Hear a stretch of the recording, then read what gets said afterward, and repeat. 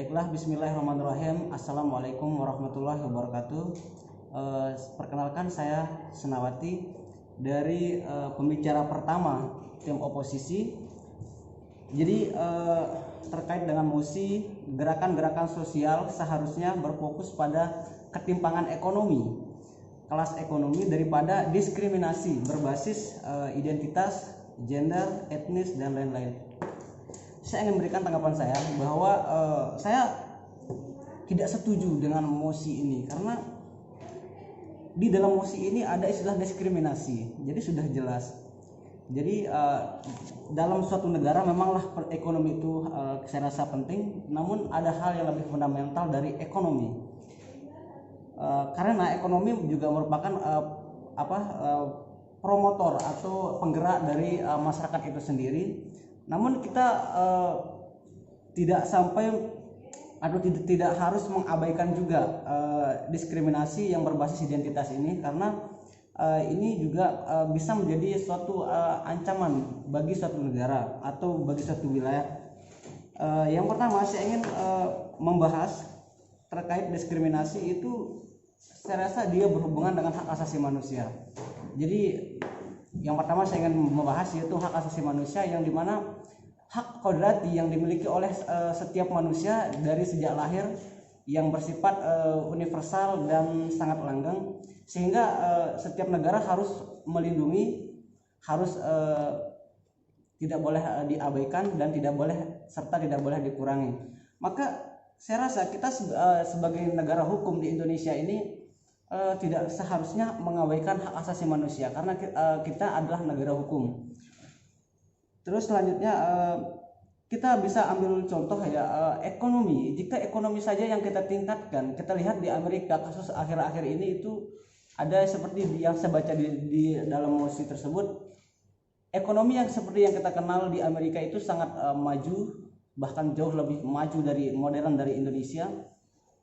Tapi di sana masih terjadi keributan-keributan, yaitu atas dasar hak asasi manusia tidak dilindungi dengan kasus rasisme. Jadi sudah jelas bahwa tidak semata-mata ekonomi itu harus kita tingkatkan atau harus kita lebih berfokus ke ketimpangan ekonomi. Jadi ada beberapa hal yang lebih penting dari sekedar ekonomi, karena secara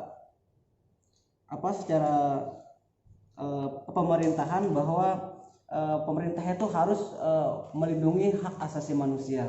Jadi seperti itu. Dan jika hak asasi manusia ini kita lindungi, maka saya rasa ekonomi ini akan selaras maju dengan sendirinya seperti itu. Dan jika hak asasi manusia ini tidak kita lindungi, ya meskipun negara kita maju apapun, akan tetap terjadi keributan di mana-mana, karena hak asasi manusia ini terdiri dari beberapa unsur.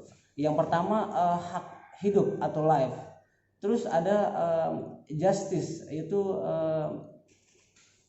kebebasan, keadilan, atau yang selanjutnya yaitu liberty, kebebasan. Jadi jika ketiga hak-hak masyarakat itu atau hak manusia itu kita penuhi dalam suatu negara, maka saya rasa ekonomi akan baik. Namun jika yang ketiga hak tersebut tidak kita lindungi terhadap masyarakat, maka saya rasa akan bermasalah juga terhadap ekonomi seperti itu. Nah, saya teringat bahwa di Indonesia angka-angka hak asasi manusia itu mulai tidak diperhatikan oleh pemerintah. Yaitu dengan kemunculan mosi ini juga saya rasa